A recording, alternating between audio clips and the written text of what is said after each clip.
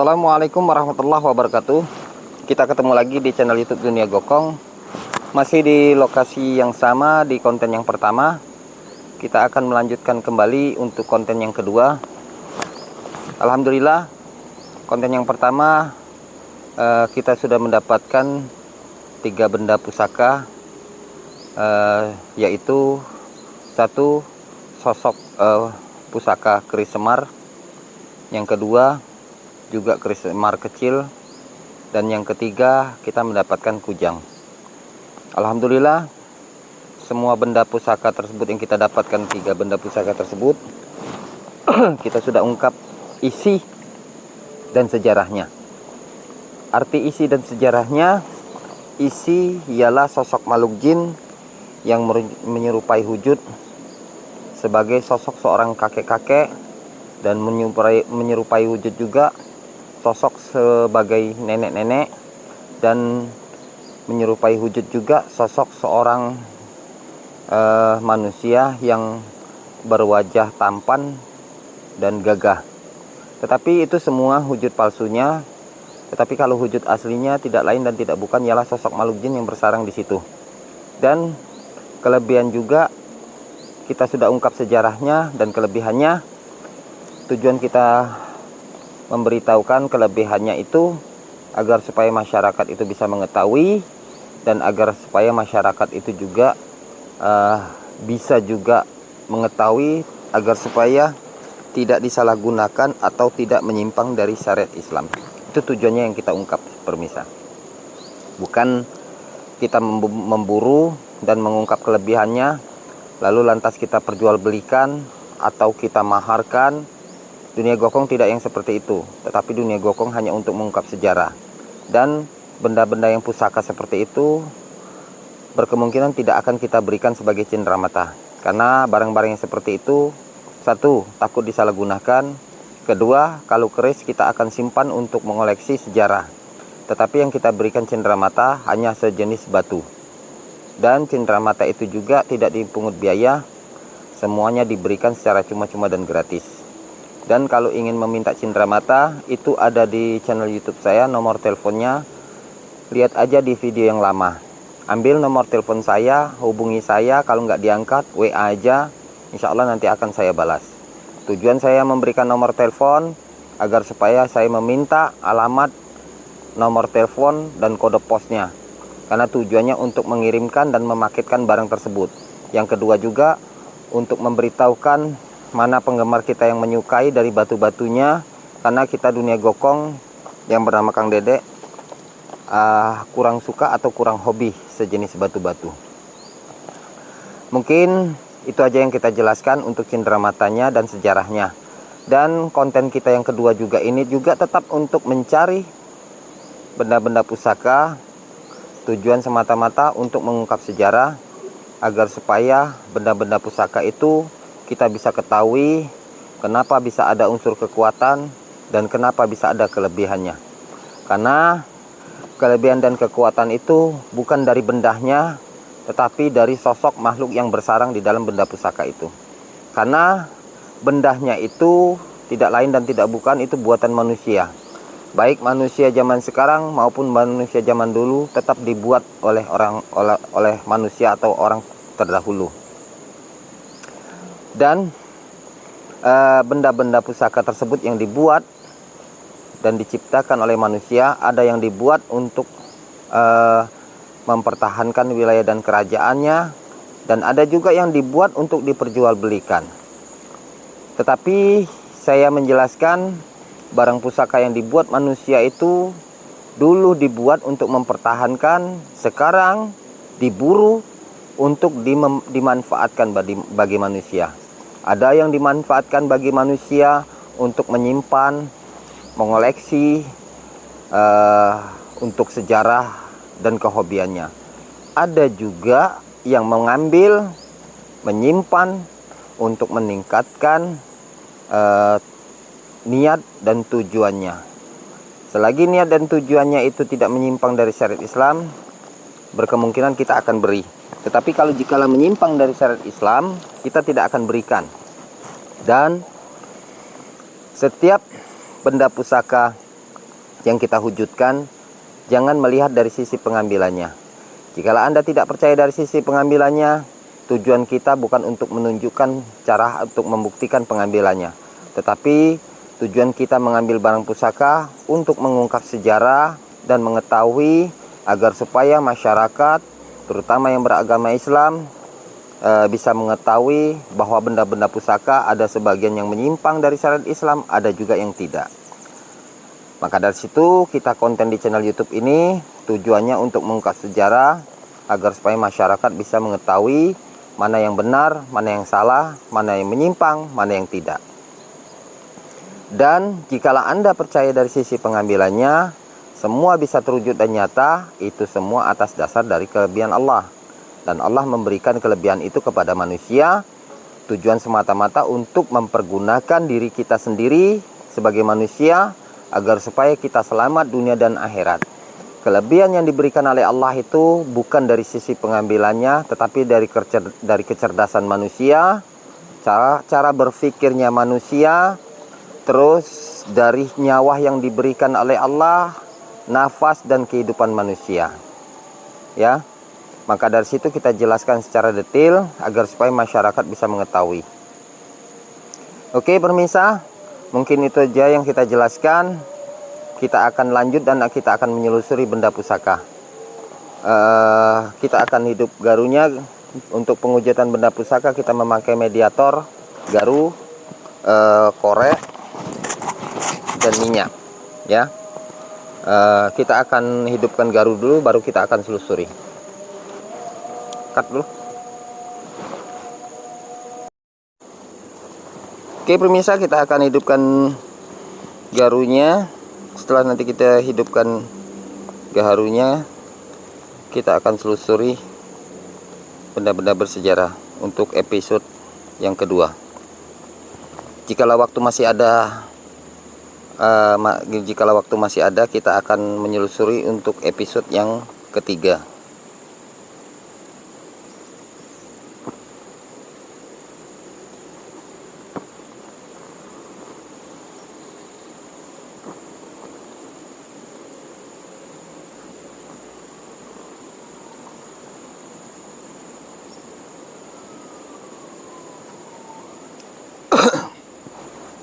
Oke, pemirsa, garu sudah kita hidupkan, minyak sudah kita siapkan. Kita coba kita selusuri ke sana dulu, pemirsa. Mudah-mudahan bisa kita temukan unsur sejarah.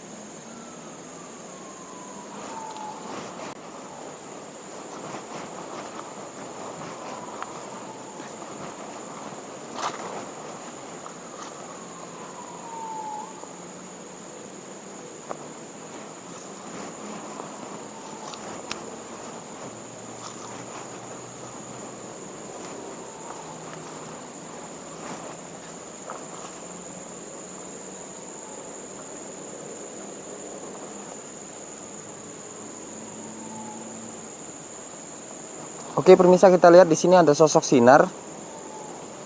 Tapi kita belum tahu sosok apa. Tapi kita lihat sinar ini kayaknya ada dua sinar ini. Coba kita bacakan doa ruqyah dulu, pemirsa. Kalau seandainya kita bacakan doa ruqyah, sinar ini masih tetap ada, berarti berkemungkinan besar sinar tersebut ada benda pusakanya. Kalau ada benda pusakanya, baru kita wujudkan dan baru kita ungkap sejarahnya. Itu hidup enggak lampunya? Oke. Auzubillahi minasyaitonir rajim. Bismillahirrahmanirrahim. La ilaha lahum ma fis samawati. Ya'lamu ma baina. Wa la ya'udu. Bismillahirrahmanirrahim. Bidahina syarri. Allahu akbar.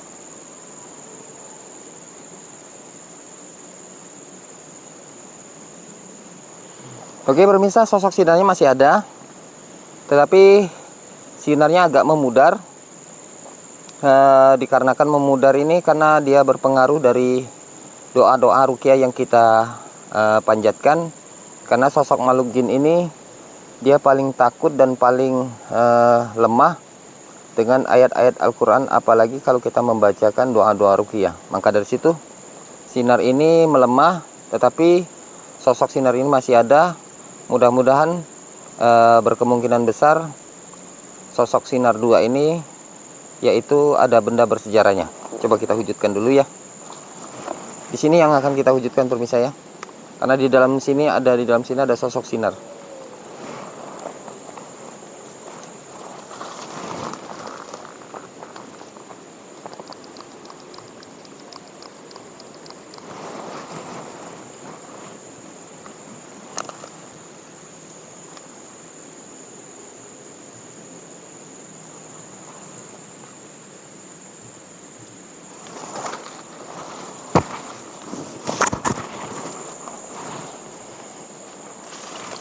A'udzubillahi minasyaitonirrajim. Bismillahirrahmanirrahim. Asyhadu an la ilaha illallah. Asyhadu anna Muhammadan rasulullah. Allahumma shalli ala sayyidina. Allahu akbar. Subhanallah. Allahu akbar. Subhanallah. Allahu akbar. Subhanallah. Subhanallah. Subhanallah. Allahu akbar. Subhanallah. Subhanallah. Allahu akbar. Subhanallah. Subhanallah. Subhanallah. Subhanallah. Subhanallah.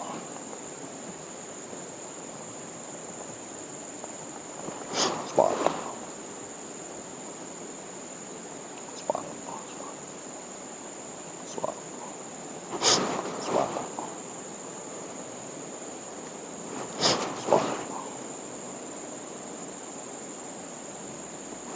Subhanallah. Allahu akbar. Subhanallah.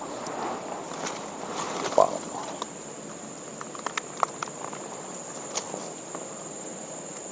Alhamdulillah permisa, kita mendapatkan nggak tahu apa ini, sosok sejenis pusaka, tapi kita nggak tahu pusaka apa. Allahu akbar. Allahu akbar. Jatuh dia. Bismillah. Allahu akbar. Sampai garunya ikut jatuh juga pemirsa.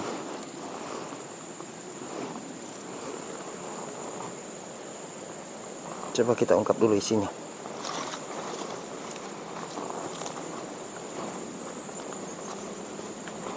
Jadi dulu koreknya.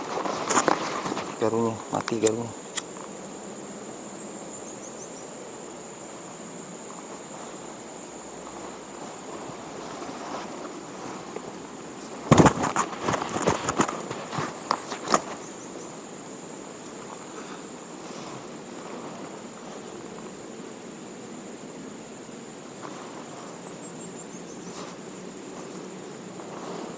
Bismillahirrahmanirrahim. Subhanallah.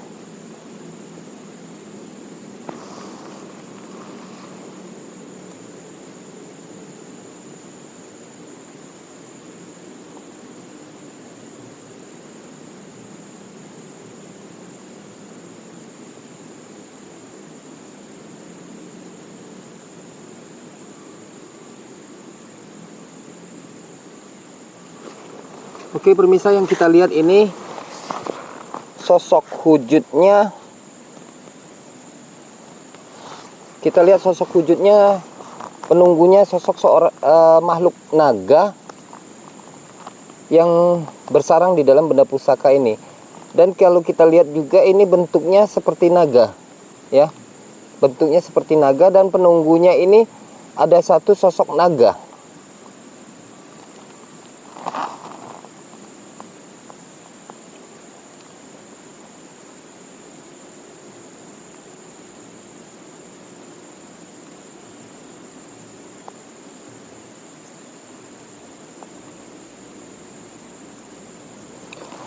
Kelebihan sosok naga ini kalau kita lihat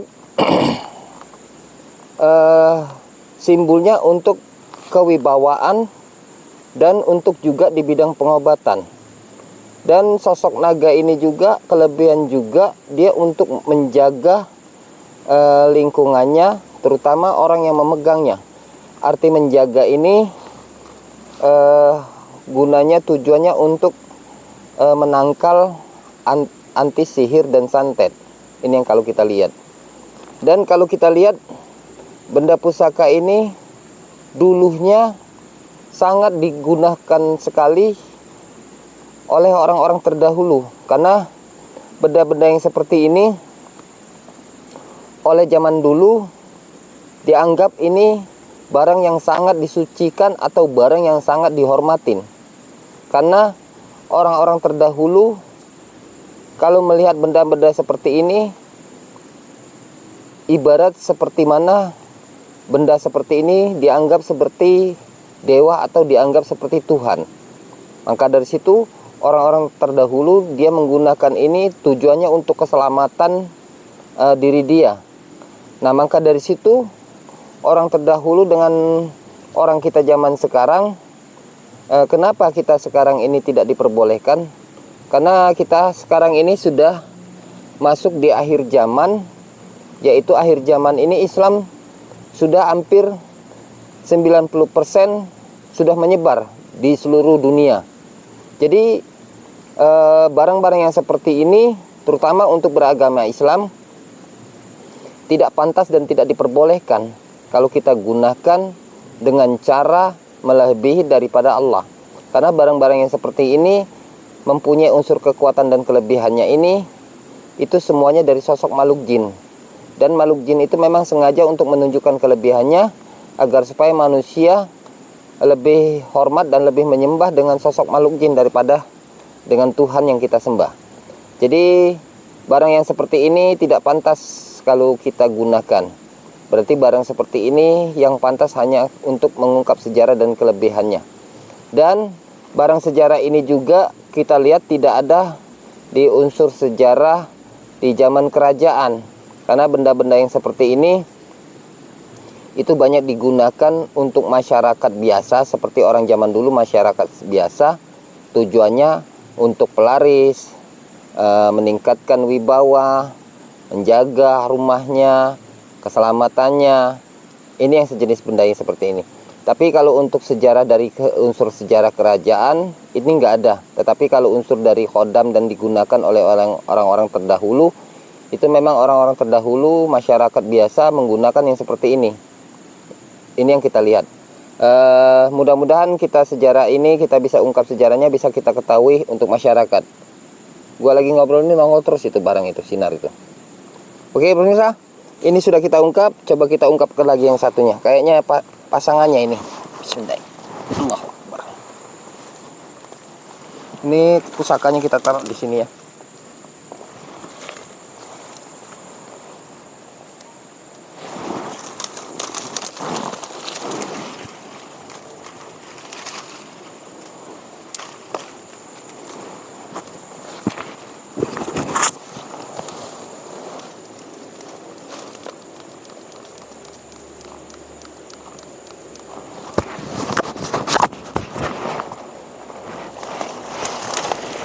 Sini kameramen shooting di situ biar lebih jelas.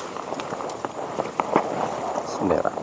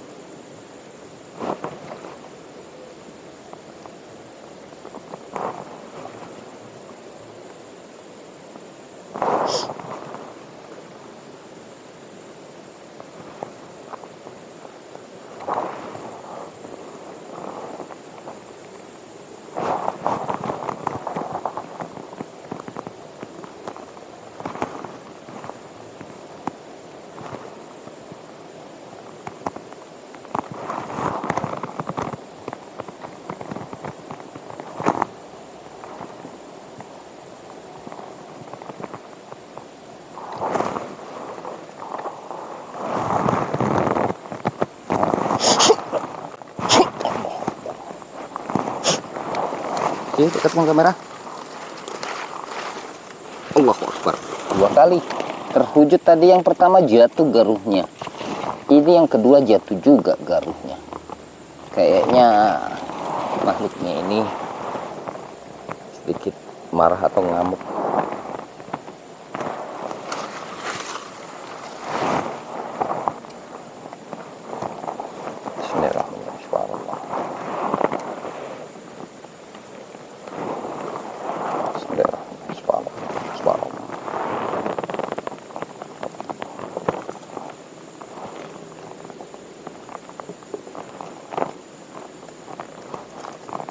Untung ada jamur ini permisa, kayak piring.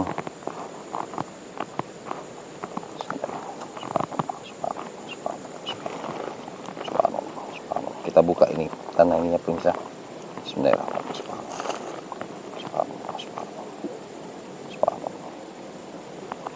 Alhamdulillah permisa, kita mendapatkan keris semar. Kita mendapatkan keris semar. Coba kita ungkap di luar aja. Allahu Akbar.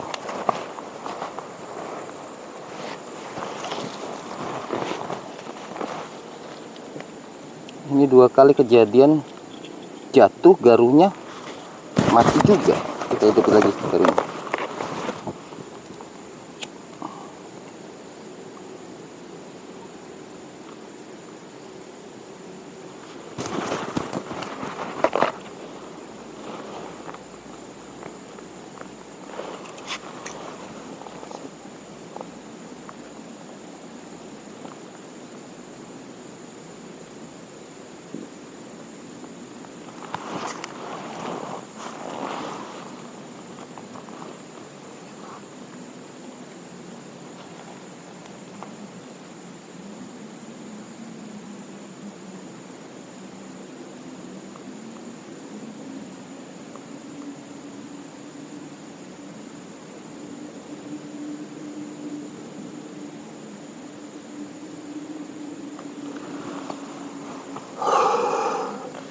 Oke permisa, yang saya lihat ini sosok penunggunya perempuan, tetapi ada keunikan perempuan ini.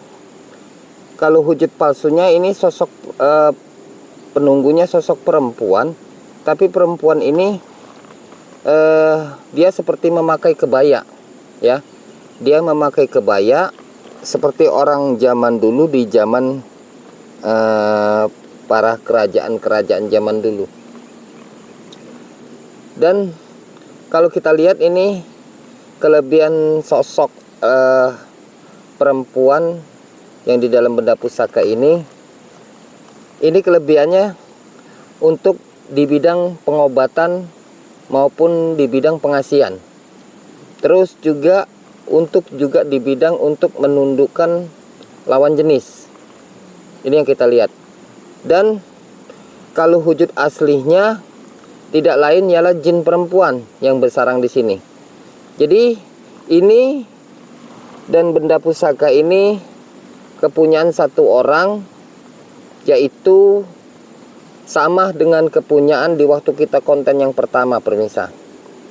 Itu orangnya mempunyai 3 benda pusaka yang kita dapatkan, yaitu keris semar besar hitam, yang kedua keris semar kecil, yang ketiga kujang. Nah, ini kita mendapatkan 2 ini juga sama dengan orang yang sama. Jadi kita mendapatkan ini kepunyaan dia semua. Dan ini juga ini kepunyaan istrinya, dan ini juga kepunyaan istrinya. Jadi kalau kita lihat orang yang punya ini dulu, antara istri dan suaminya sama-sama mempunyai kelebihan dan sama-sama juga mempunyai barang pusaka.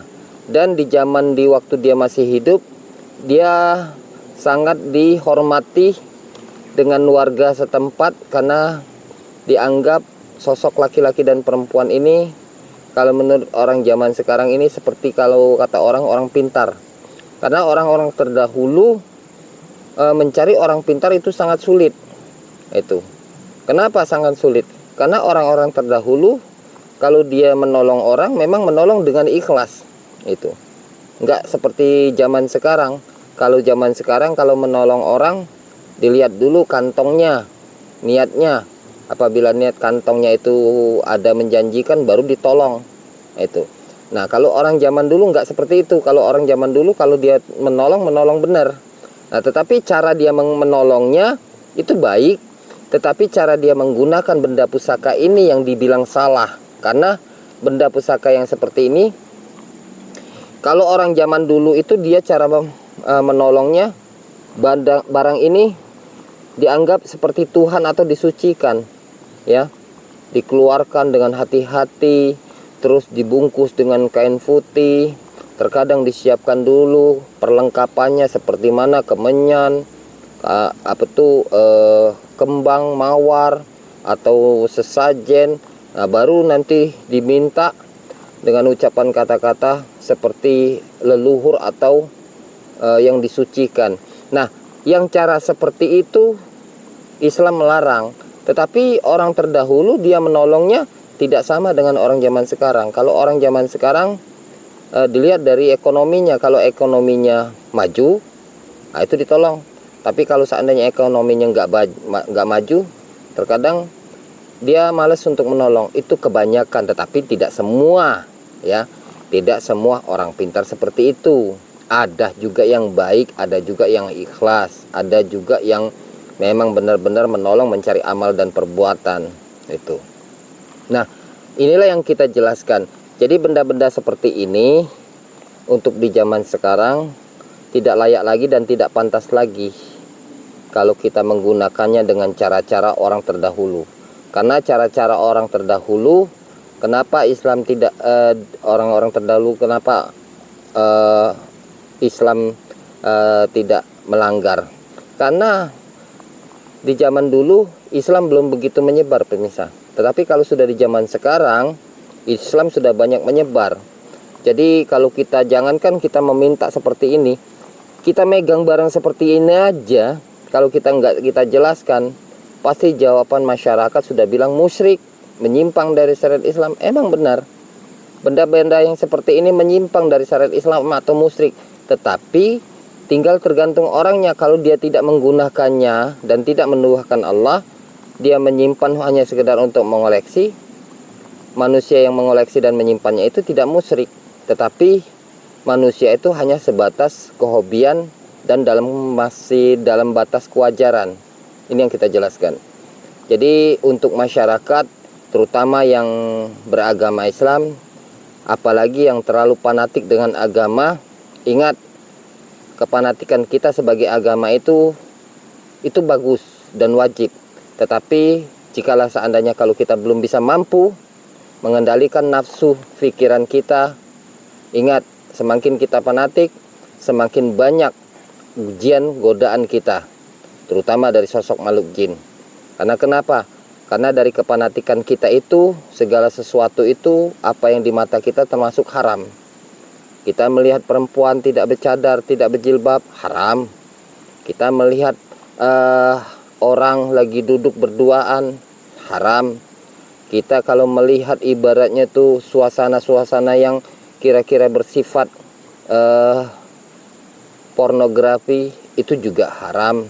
Apalagi kalau seandainya kalau kita melihat orang itu memegang pusaka, itu juga haram. Nah, haram dan tidaknya tinggal tergantung kembali ke diri kita sebagai agama Islam. Jadi saya jelaskan ini secara mendetil agar supaya masyarakat bisa mengetahui. Oke pemirsa, kita sudah mendapatkan 2 benda pusaka. Kita akan coba buru lagi dan kita akan cari lagi. Mudah-mudahan bisa kita temukan dan bisa kita dapatkan lagi. Ayo. Allahu Akbar. Ntar pemirsa, gua gelap, capean kayaknya. Astagfirullahaladzim.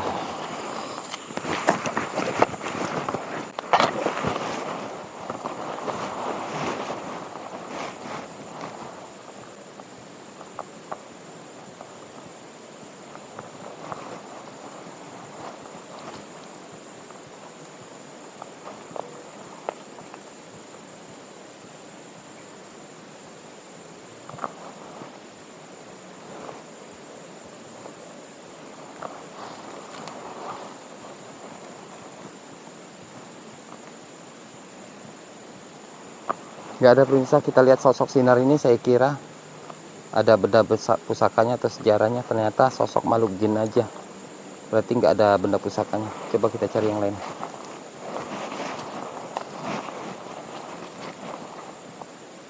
Sama aja.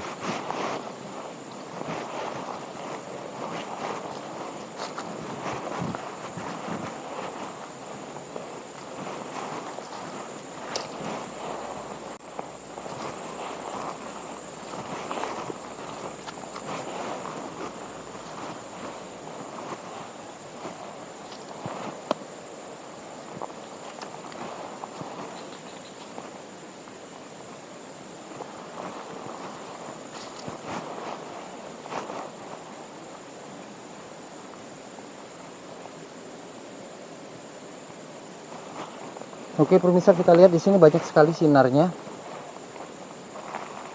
Berkemungkinan kan kalau saya lihat sinarnya lebih dari 3.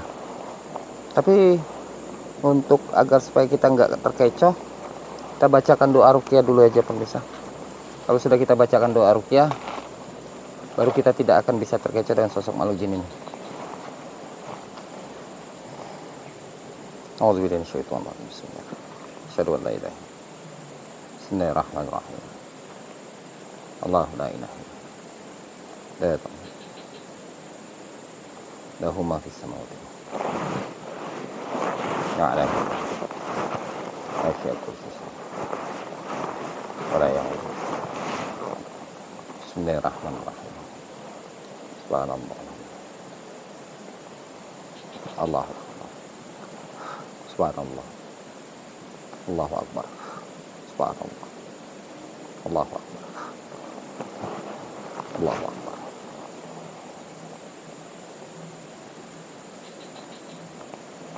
Oke pemirsa, sosok sinarnya masih ada. Sini kita lihat ada 1. Di sini juga ada 1. Di atas ada 1. Di seberang sana juga ada 1. Coba kita wujudkan yang di sini dulu. Ya. Sebelum kita wujudkan ini, coba kameramen dekatkan dulu. Ya.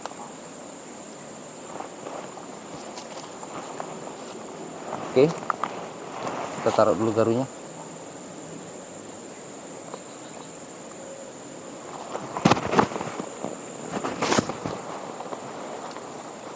Bismillah.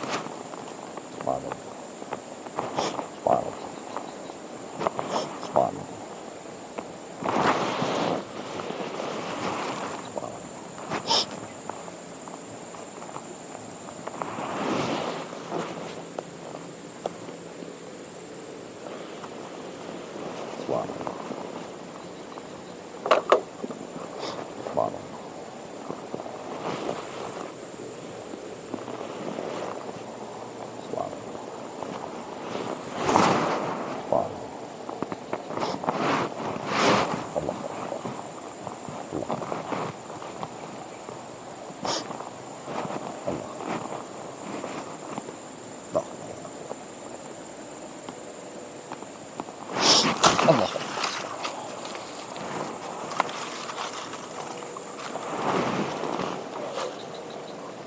Alhamdulillah. Gua nggak tahu apa ini, panjang ini pemirsa. Bismillah. Ini bukan. Bismillah. Keras sekali. Bismillah.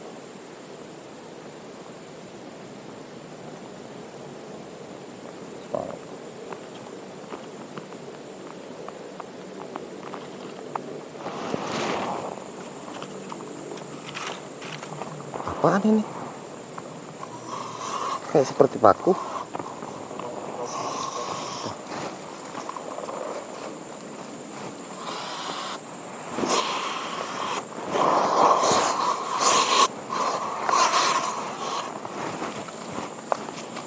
Coba kita cek dulu pemirsa.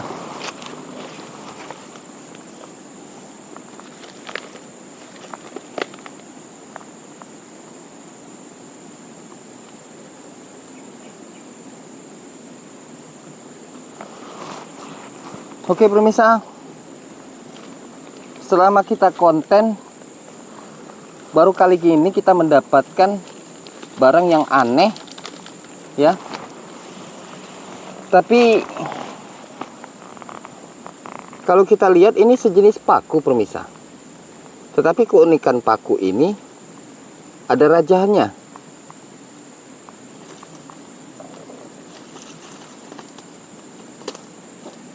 Saya sulit untuk mengungkapnya ini pemirsa. Kenapa sangat sulit untuk mengungkapnya? Karena ini nggak ada sosok makhluk jinnya, tetapi ada sinar berwarna putih kekuning-kuningan. Ini yang kita lihat, sinar putih berwarna kekuning-kuningan. Kita ingin mengungkap benda ini digunakan untuk apa dan apa manfaatnya, kita nggak tahu ya. Kita akan coba ungkap barang ini. Coba kita akan ambil salah satu lagi benda yang kita lihat ada sosok sinar di sini, lebih dari 3 yang kita lihat. Mudah-mudahan bisa kita wujudkan. Ayo, coba kita wujudkan lagi yang kedua. Allahu Akbar.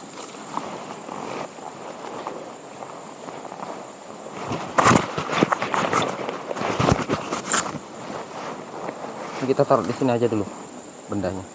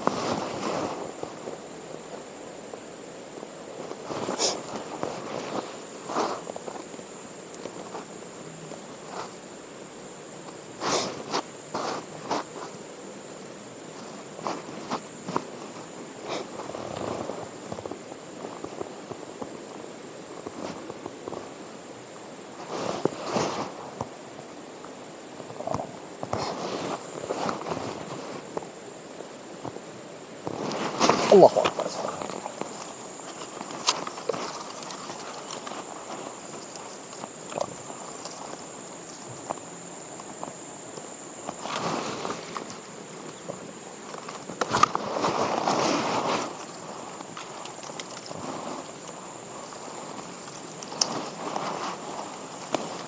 Alhamdulillah, ini pemirsa yang kita lihat. Benar.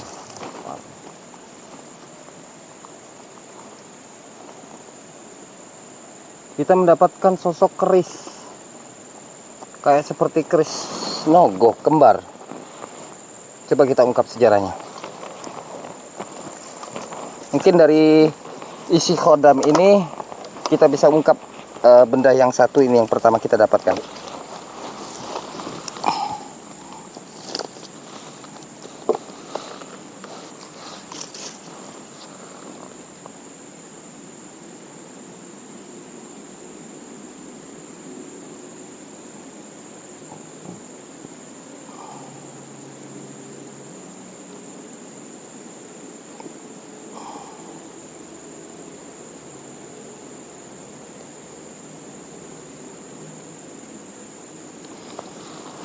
Oke pemirsa, yang kita lihat ini penunggunya sosok naga kembar.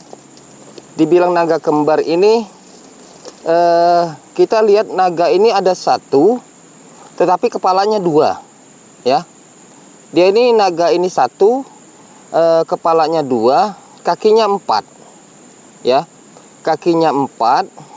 Terus sosok naga ini berwarna kuning keemas-emasan, sama persis dengan bentuk yang ada di keris ini.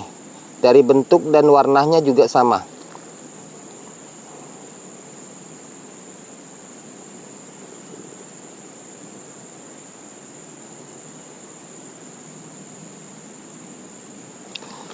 Ini dulunya kepunyaan orang pintar atau sejenis dukun yang kehobiannya suka menyantet atau menyihir, ya, menyantet atau menyakiti orang. Dia cara menggunakannya dengan memanggil sosok naga kembar ini, dan dia menggunakannya memakai ritual-ritual seperti sesajen-sesajen yang digunakannya agar supaya sosok naga kembar ini mengeluarkan kekuatannya, dan kekuatannya itu akan dikirimkan kepada orang yang dituju. Ini yang kita lihat. Jadi kalau untuk zaman dulu tuh seperti tujuh itu seperti telu, ya. Telu itu kayak seperti bola api besar, dia berbuntut. Nah itu, ini kalau menurut dari sejarah cerita sosok naga kembar ini berbicara. Dan di balik itu juga sosok naga kembar ini digunakan juga untuk di bidang pengobatan. Arti di bidang pengobatan, jadi sosok dukun ini dia menyantet orang itu. Setelah orang itu disantet, lalu orang itu sakit, dia akan datang ke tempat dukun ini. Jangan dia datang ke tempat dukun ini, dia mau minta disembuhkan. Padahal yang menyantet dan membuat sakit ini dukun ini. Jadi sosok dukun ini nih, dia mencari keuntungan dengan cara menyakiti orang. Setelah orang itu disakiti, dia sendiri yang akan menyembuhkannya. Ini cara dia. Dan dia dengan mudahnya menyembuhkan. Karena kenapa? Karena dia sendiri yang mengirimnya, dan dia sendiri juga yang mengambilnya. Karena di dalam lingkungan sosok dukun tersebut ini tidak ada atau tidak banyak orang-orang pintar atau dukun, ya. Dan tokoh agama juga belum ada di zaman ini dulu yang orang pernah megangnya ini. Ini yang kita lihat.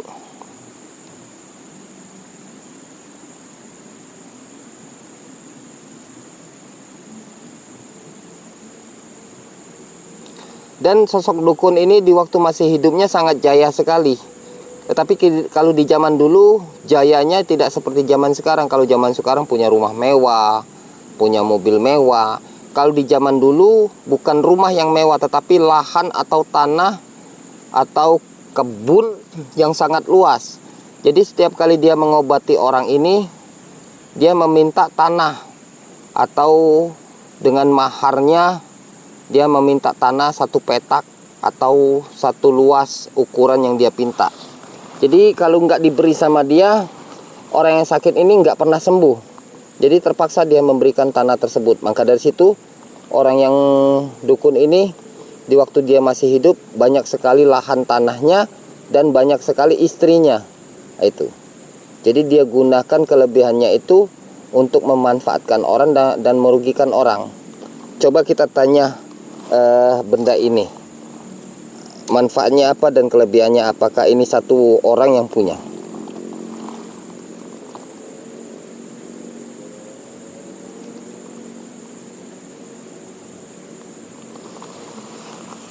Dia bilang katanya benda ini kepunyaan satu orang, ialah pemiliknya sama dengan yang ini. Itu satu. Yang kedua, saya tanya benda ini sejenis paku, tetapi ada rajahan, tetapi ada sosok sinar dan kekuatannya. Itu manfaat dan kelebihannya untuk apa, saya tanya ini. Dia bilang katanya ini untuk sejenis pagar atau paku. Kalau orang zaman dulu digunakan untuk untuk melindungi. Ibarat wilayah lahannya misalnya luas, saking luasnya itu misalnya begitu besarnya, dia memakai ini ditanam. Arti ditanam ini seperti di pagar ya. Ibarat kalau kata orang itu pagar gaib. Arti pagar gaib ini kalau sudah dipasang seperti ini, katanya, kata orang zaman dulu itu, sosok hewan, makhluk jin, orang yang mempunyai niat jahat nggak akan bisa masuk. Kalau seandainya bisa masuk, nggak bisa keluar. Itu katanya kelebihan ini. Berarti benda ini digunakan sebagai alat untuk menjaga wilayah atau lahan. Ini yang kita jelaskan. Berarti kita bisa terungkap dari sosok isi khodam makhluk jin yang merupai wujud seperti naga kembar ya. Alhamdulillah ternyata ini bisa terungkap, dan orangnya ini kepunyaan satu orang ya. Alhamdulillah kita bisa wujudkan, dan kita akan wujudkan lagi yang ketiga ya, mudah-mudahan bisa terwujud. Allahu Akbar.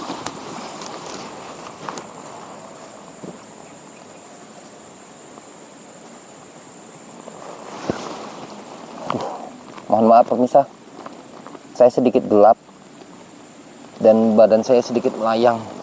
Mungkin dikarenakan terlalu banyak sekali tenaga terkuras pengambilan barang pusaka. Jadi walaupun saya sudah beristirahat juga, tenaga saya terkuras habis. Tetapi kalau nggak kita selesaikan ini, nanti takutnya sisa barang yang ada di sini tidak bisa terwujud. Kita selesaikan ini aja dulu, selesaikan. Setelah kita selesaikan ini, kita istirahat dulu sejenak, baru nanti kita sambung lagi untuk episode yang ketiga. Mudah-mudahan yang ketiga bisa kita wujudkan, atau masih bisa mampu atau sanggup kita wujudkan. Ini kita taruh di sini aja dulu ya pemirsa. Tujuan kita taruh di sini untuk mempermudah, siapa tahu barang yang ketiga ini kepunyaan satu orang.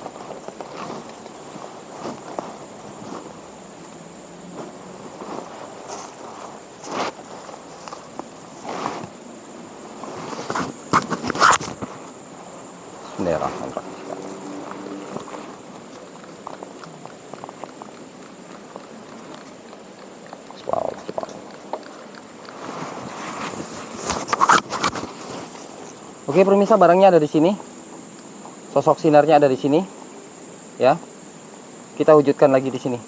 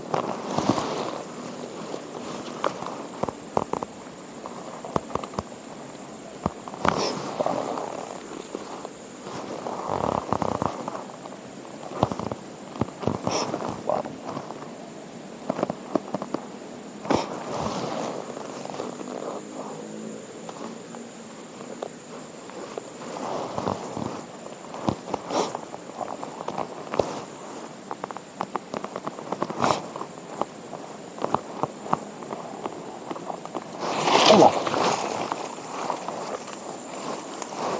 Alhamdulillah pemirsa, sini cepat lihat.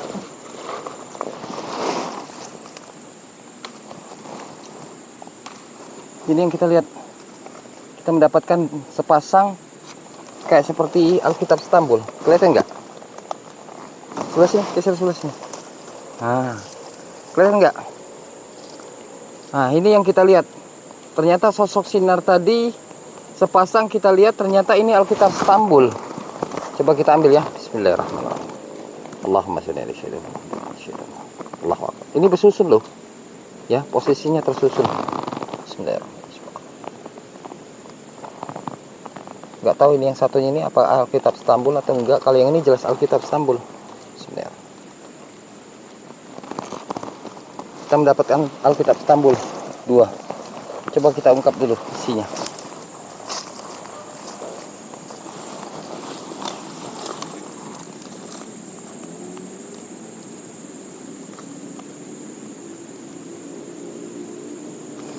Ini memang benar Alkitab Stambul, dan ini tidak ada khodam atau makhluk jinnya, tetapi ada unsur kekuatan. Ada unsur kekuatan, dan kekuatannya itu dari ayat Al-Quran. Tetapi kita belum tahu apakah Alkitab Stambul ini di zaman kerajaan Sriwijaya atau di zaman sekarang. Kita akan coba ungkap isinya. Kalau jikalau ini isinya dan panjangnya lebih dari 4 meter atau 5 meter, berarti benda pusaka ini di zaman kerajaan Sriwijaya. Berarti benda ini bukan kepunyaan satu orang, yaitu keris yang di sini, yang di atas sini ya, yang di atas sini. Berarti ini beda, karena ini kalau saya lihat orangnya di waktu dia masih hidup, kalau dari caranya dan cara berbicara sosok makhluk jin yang naga kembar itu berbicara, berarti orang itu bukan beragama Islam. Tetapi kalau Alkitab Stambul ini sudah jelas kepunyaannya pasti orang Islam. Kalau bukan orang Islam nggak akan mungkin bisa memegang ini, karena barang yang seperti ini sangat disakralkan dan sangat dibersucikan. Dan selain daripada agama Islam, orang yang bukan beragama Islam dia paling anti dan tidak mau memegangnya. Karena kenapa? Karena dia takut nanti menduakan agamanya. Itu yang kita jelaskan. Kita coba buka dulu yang gede dulu ya pemirsa. Nanti setelah kita buka yang gede baru kita yang kecil. Ini nggak boleh kita taruh bawah, kita taruh di atas sini aja. Bismillahirrahmanirrahim.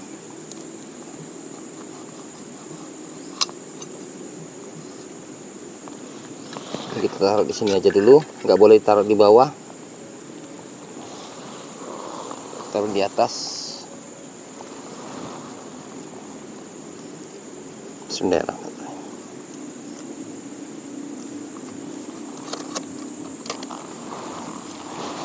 Oke pemirsa,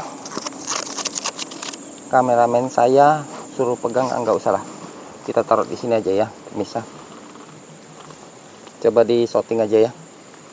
Kita tarik. Bismillahirrahmanirrahim. Subhanallah, subhanallah, subhanallah, subhanallah, subhanallah. Oke pemirsa, panjangnya ternyata 4 meter.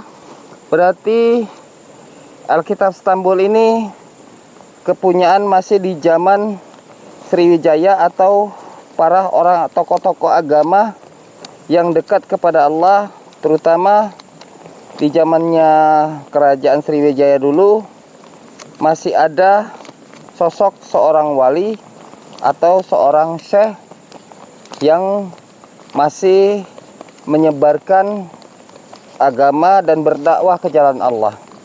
Berarti Alkitab Stambul ini sangat bermanfaat sekali, terutama sosok tokoh agama atau orang zaman dahulu membuatnya. Ini dibuat semata-mata untuk berperang melawan penjajah, agar supaya sosok penjajah tersebut tidak berani mendekatin apalagi menyerang. Ini kelebihan ini sangat banyak, karena satu ayat tersebut kelebihannya berbeda-beda sekali pemirsa. Jadi kalau panjangnya 4 meter, ini manfaatnya kurang lebih sekitar 41 kelebihan yang kita lihat ya. Alhamdulillah kita mendapatkan sosok Alkitab Stambul ternyata masih di zaman kerajaan Sriwijaya. Alhamdulillah kita bisa wujudkan. Kita coba ungkap yang kedua, yang segi 4 kecil ke warna kuning ini. Apakah itu juga Alkitab Stambul atau yang lain, kita belum tahu, nanti kita coba ungkap. Ini kita simpan dulu ya pemirsa.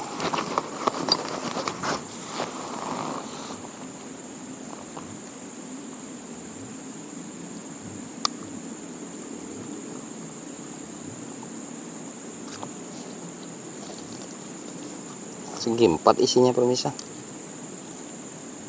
Kayaknya dari bahan kulit ini. Ini nggak ada tulisannya, nggak apa-apa di bawah.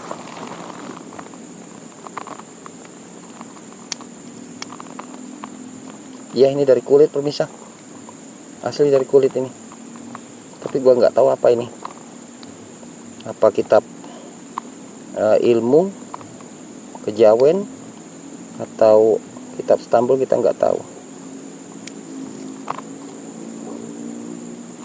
Susah kali mukanya. Bismillahirrahmanirrahim. Ternyata handarun pemirsa. Ini dari bahan kulit. Bahan kulit ini kita lihat. Ini handarun. Handarun ini seperti mana Al-Quran kecil, ya, suka zaman dulu dibaca atau zaman sekarang untuk penghafal Al-Quran atau hafiz Quran, ya. Ini dari bahan kulit. Alhamdulillah, ternyata kita mendapat 2 pasang, satu Alkitab Stambul dan satu sosok handarun. Alhamdulillah kita bisa wujudkan, dan barang ini sangat bermanfaat sekali, ya. Tadi ada babi lewat, tadi nyerodok bunyi suara, ya. Jadi sangat bermanfaat sekali, terutama kalau kita simpan di rumah, yaitu untuk kenyamanan rumah, agar supaya rumah itu tidak dihuni dan tidak dijaga sosok makhluk jin. Itu yang pertama. Yang kedua juga untuk kenyamanan di rumah, agar supaya manusia di rumah itu merasa menjadi lebih tentram. Dan banyak sekali selain dari situ manfaat dan kelebihannya pemirsa. Oke pemirsa, hari ini kita bisa mendapatkan benda pusaka yang pertama. Ntar kita buka dulu. Udah gelap penglihatan saya nih. Yang pertama kita mendapatkan, mana lagi satunya nih? Nih. Dulu. Oke pemirsa, ini bukan jimat ini. Oke pemirsa, yang pertama kita mendapatkan keris, yaitu sosok menunggunya naga. Sudah kita ungkap sejarahnya. Yang kedua kita mendapatkan keris semar, penunggunya sosok perempuan. Yang ketiga kita mendapatkan paku bumi atau paku untuk pemagar, ya.